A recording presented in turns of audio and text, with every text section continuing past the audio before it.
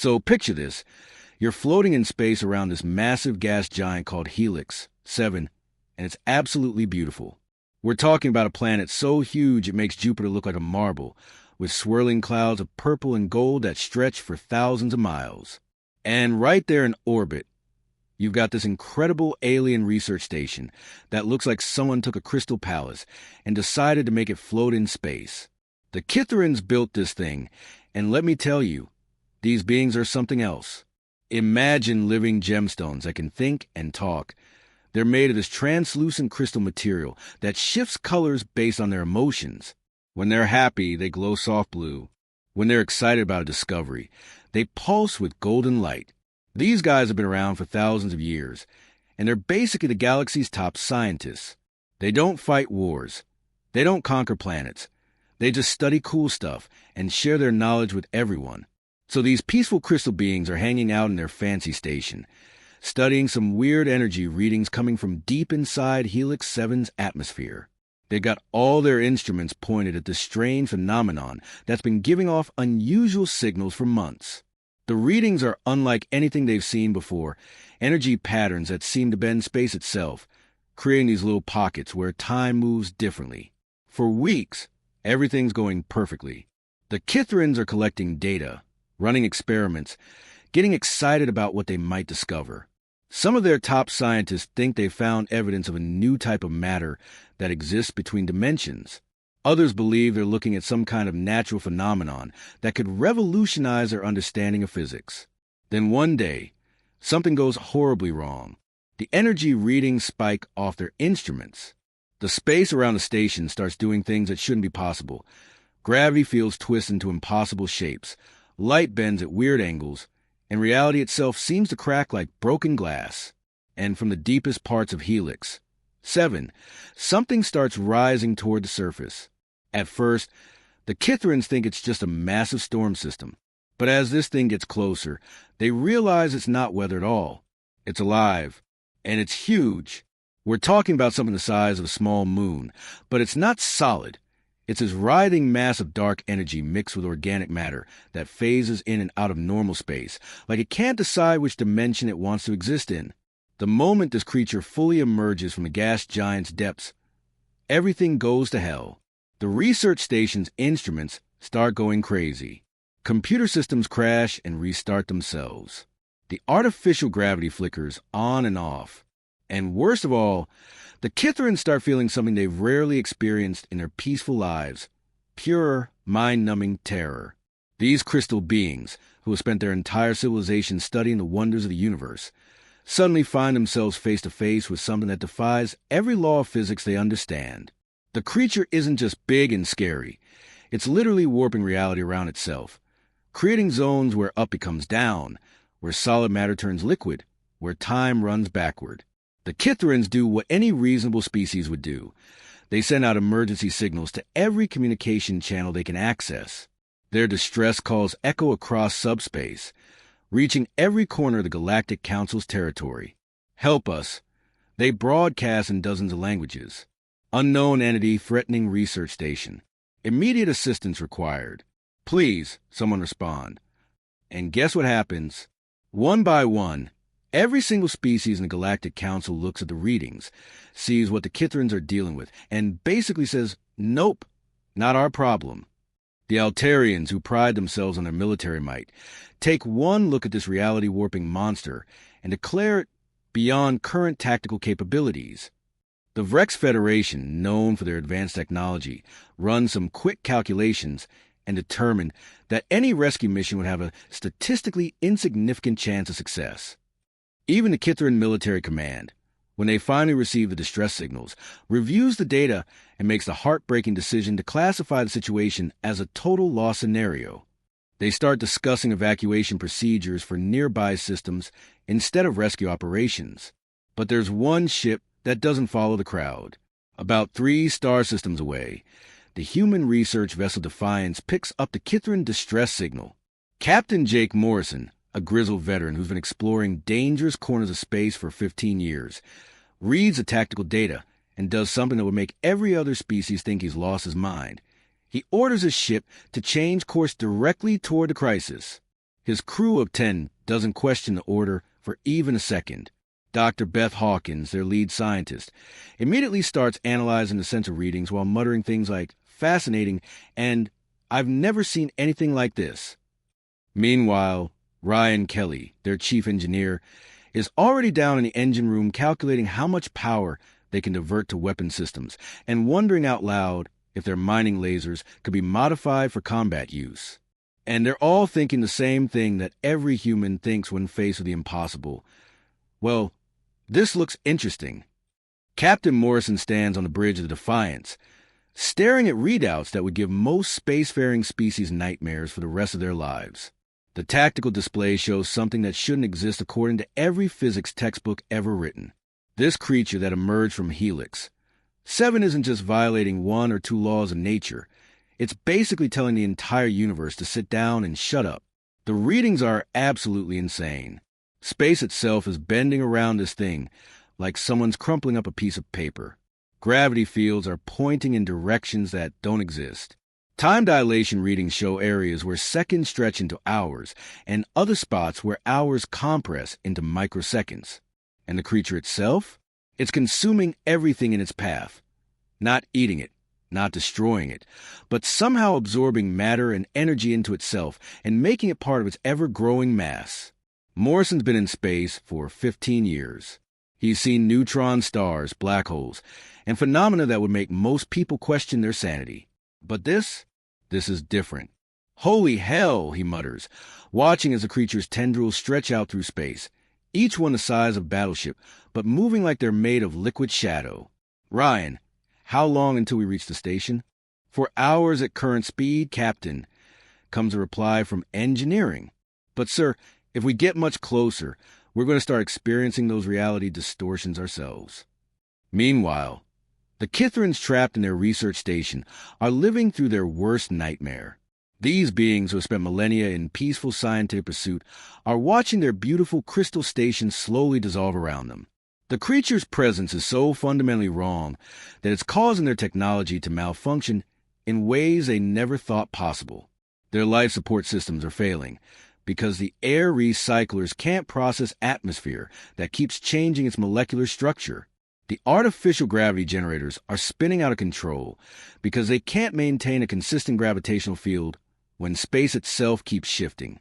Even their communication systems are breaking down as the creature's energy signature interferes with subspace transmissions. The surviving Kithrans have retreated to the station's central core, the most heavily shielded part of their facility. But even there, they can feel reality becoming unstable around them. Some of them are starting to phase in and out of visible existence as the creature's influence seeps through their defenses. They're sending increasingly desperate messages, but each transmission is weaker than the last. Dr. Beth Hawkins is in the Defiance's science lab, surrounded by displays showing sensor data that would make any reasonable scientist pack up and find a new career. But instead of being terrified, she's absolutely fascinated. "This is incredible," she says to her assistant, Tom Bradley, who's looking a little green around the gills.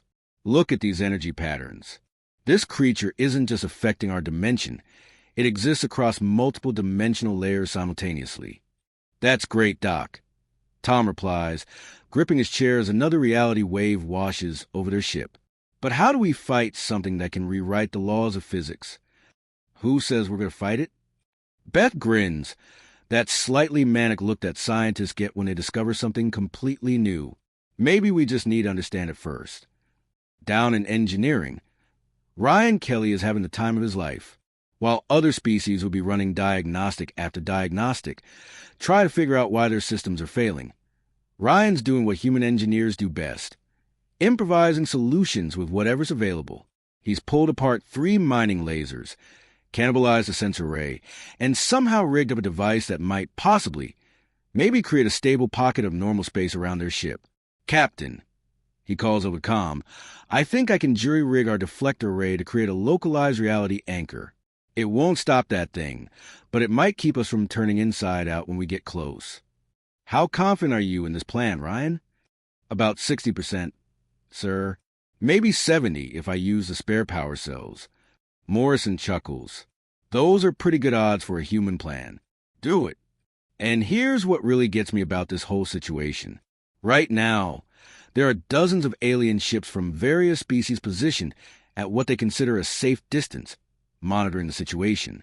They've got advanced sensors, sophisticated analysis computers, and military advisors all telling them the same thing.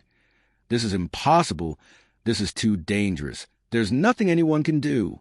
The Altarian fleet commander is probably writing reports about acceptable losses and unavoidable casualties.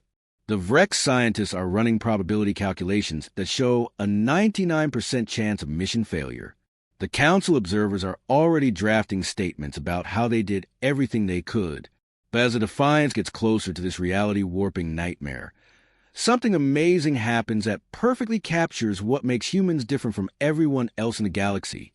The crew doesn't panic. They don't start questioning their captain's orders or demanding to turn around. Instead, they get that familiar feeling that every human recognizes, that moment when things become impossibly dangerous, and somehow, instead of fear, we feel this weird sense of excitement. It's like we evolved specifically for moments like this. When the universe throws something completely unprecedented at us, when all the rules go out the window and logic stops working, humans don't freeze up or run away. We roll up our sleeves and say, well, this is going to be interesting. The bridge crew is actually getting more focused as the situation becomes more impossible. Morrison's calm voice cuts through the chaos as he coordinates their approach. Beth is practically bouncing in her chair as new data streams in. Ryan's humming to himself while he rebuilds their defenses using spare parts and determination. And somewhere in the back of all their minds is the same thought that's driven humanity since we first looked up at the stars. We're going to figure this out, and we're going to save those people, because that's just what we do. This is where things get absolutely insane, and I mean that in every possible way. The Defiance finally reaches a Kithrin research station, and what they find would send any other species screaming back to their home worlds. The once beautiful Crystal Palace is now a twisted nightmare that looks like someone fed a geometry textbook to a blender and hit the chaos button. Captain Morrison leads a security team through the docking bay, and immediately they realize they're not dealing with normal physics anymore. The corridor they're walking through is gravity pointing down toward their feet, but 20 meters ahead, gravity is pulling everything toward the left wall. And just beyond that, there's a section where up and down seem to exist in the same direction, creating this mind-bending loop where you could theoretically walk in a circle on what used to be a straight hallway. Stay close to me, Morrison tells his team, consisting of Lieutenant Dan Cooper, Sergeant Lisa Park, and Technical Specialist Alex Rodriguez. And whatever you do, don't trust your eyes completely. If something looks impossible, assume it probably is and plan accordingly. They're wearing these special suits that Ryan rigged up before they left the ship. Basically, they're normal space gear with extra magnetic boots, emergency thruster packs, and what Ryan cheerfully called reality anchors, small devices that help maintain a pocket of stable physics around each person. Nobody's entirely sure how they work, but they seem to keep the team from accidentally walking through walls or falling into non-existent gravity wells. As they move deeper into the station, the walls themselves start doing impossible things. Morrison watches a solid metal bulkhead slowly fade from solid to translucent to completely transparent, revealing the void of space beyond it. But somehow, the atmosphere doesn't leak out. It's like the air can't decide if the wall exists or not, so it's hedging its bets.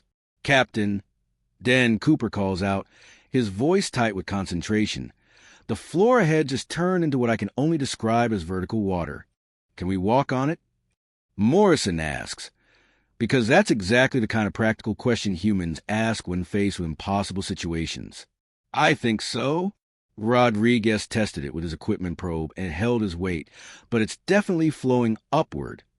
Meanwhile, Dr. Beth Hawkins is back on the Defiance, analyzing all the sensor data streaming in from the Way Team's equipment. And that's when she makes a discovery that changes everything. The creature's energy patterns aren't random. They're responding to something specific. Every time the readings spike, it corresponds with increased stress signals from the surviving Kithrins. Tom, she calls to her assistant, pull up the biometric data from the Kithrin survivors. Cross-reference it with the creature's energy fluctuations. Tom Bradley runs the analysis, and his face goes pale. Doc, This thing is literally feeding off their fear. Every time their stress levels spike, the creature gets stronger. Beth stares at the data, and suddenly everything clicks into place. It's a cosmic predator, she whispers, but not the kind that hunts for food. It hunts for emotions. Fear, desperation, terror. That's what it needs to survive. And that's when the really important realization hits her. The Kithrans come from Ryloth Prime, a garden world where the most dangerous creature is roughly equivalent to Earth's rabbits. These beings have spent their entire evolutionary history in peace and harmony. They've never had to deal with predators, natural disasters, or anything more threatening than a particularly stubborn mathematical equation. So when faced with this reality-warping horror, their response is pure, undiluted terror. And that terror is like ringing a cosmic dinner bell for this creature. But humans? We evolved on a planet that spent millions of years trying to kill us in creative and horrible ways. We've got apex predators that hunt in packs, natural disasters that can level entire continents, diseases that can wipe out civilizations. And somehow we looked at all of that and said, you know what? Let's build cities here and invent agriculture. We've been living with existential dread as background music for our entire species' existence. Saber-toothed tigers, volcanic eruptions, ice ages, plagues. We survived all of it by developing this weird psychological quirk where our first response to mortal danger isn't panic. It's problem-solving. Morrison's team demonstrates this perfectly as they navigate through the impossible station. When Sergeant Park encounters a corridor where the walls are phasing in and out of existence in a pattern that would give most beings motion sickness, her response isn't a freeze-up in terror. She pulls out a stopwatch and starts timing the phases. Okay, we got a 3-second window every 12 seconds when the walls are solid enough to use as anchor points. Down in engineering, Ryan Kelly is having the time of his life. While other species will be running computer simulations and consulting with expert committees, Ryan's doing what human engineers do best, grabbing whatever's available and making it work. He's torn apart half the ship's non-essential systems and somehow built a disruption field generator using mining equipment, spare power cells, emergency rations, and yes, actual duct tape. Captain, he calls over the comm, sounding far too cheerful for someone jury-rigging experimental technology in the face of cosmic horror. I think I can create a localized fear-dampening field. It won't stop the creature, but it might stop it from getting stronger while we're there. And that's when the team realizes something crucial about what they're doing. They're not just fighting this creature or rescuing the Kithrans. They're proving why the galaxy calls humans Deathworlders. Not because we're the strongest species. The Altarians could bench press a small building. Not because we're the smartest. The Vrex can calculate hyperspace jumps in their heads. We're Deathworlders because when everything goes impossible, when reality breaks down and logic stops working, our first thought isn't, how do we survive this? It's how do we fix this? The final push to reach the survivors requires something that would make any reasonable species file a formal complaint with the universe itself. Captain Morrison and his team have to pass directly through the creature's main body, where physics doesn't just bend the rules. It throws the entire rulebook into a black hole and laughs maniacally. Picture this. They're walking through what used to be the station's central corridor, but now it's like being inside a living kaleidoscope made of nightmares. The walls aren't just moving, they're breathing, pulsing with dark energy that makes the air itself shimmer like heat waves. Lieutenant Cooper steps forward, and his foot lands on what looks like solid metal decking, but it ripples like water under his weight. Captain, Sergeant Park calls out, her voice tight with concentration. My reality anchor just registered that I'm somehow walking on the ceiling and the floor at the same time. Morrison checks his own readings and shakes his head. According to my instruments, we're currently existing in 17 different spatial orientations simultaneously. Just keep moving forward, or whatever direction forward is in this mess. The deeper they go into the creature's body, the weirder things get. Technical specialist Rodriguez watches his scanner readings fluctuate wildly as they pass through pockets of space where time runs backward. Gravity flows like a river, and solid matter decides it wants to be energy for a while just to see how it feels. But here's the thing about humans. We adapt. Within 10 minutes of entering this physics-defying nightmare, Morrison's team has developed a system. They use their equipment probes to test each step.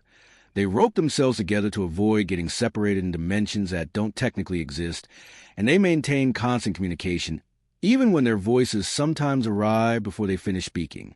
Finally, after what feels like hours but registers as negative 12 minutes on their chronometers, they reach the station's core, and what they find there breaks their hearts.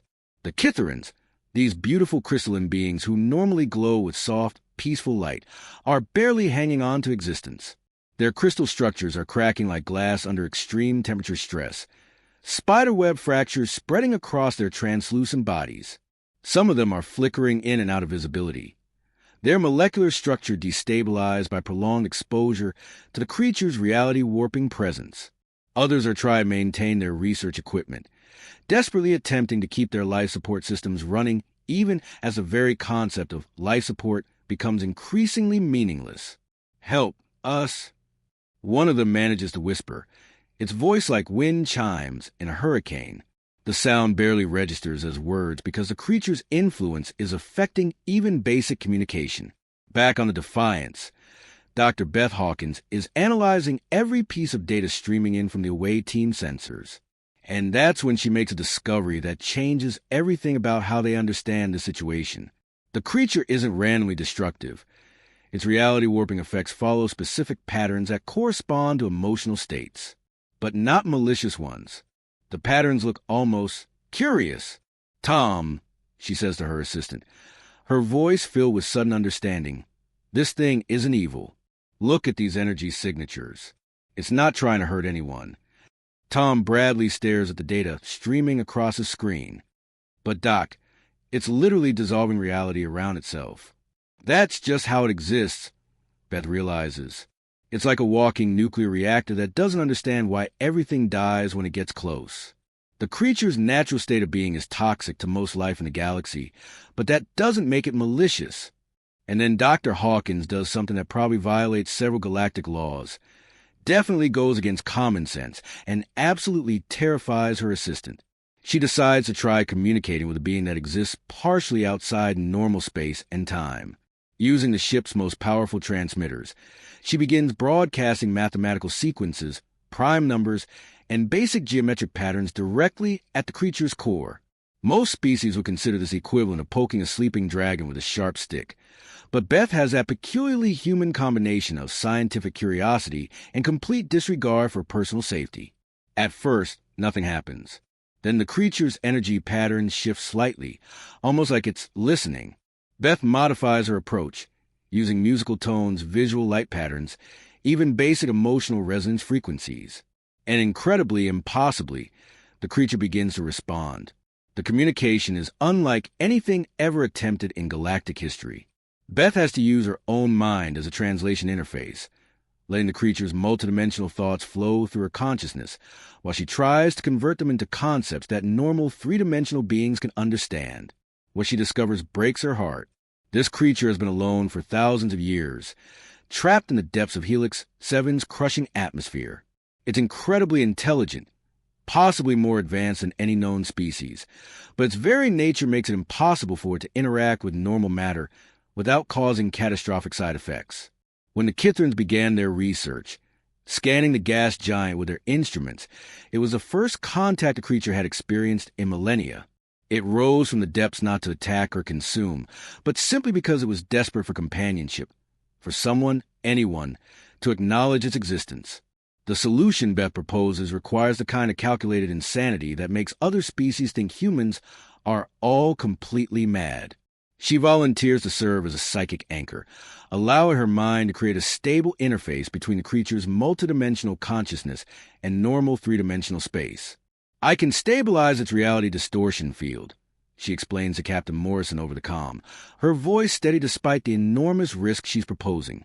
"But I'll need to maintain direct mental contact with it while you evacuate the Kitherans."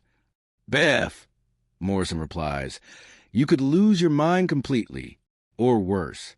"Captain," she says with that uniquely human combination of terror and determination, "someone has to try.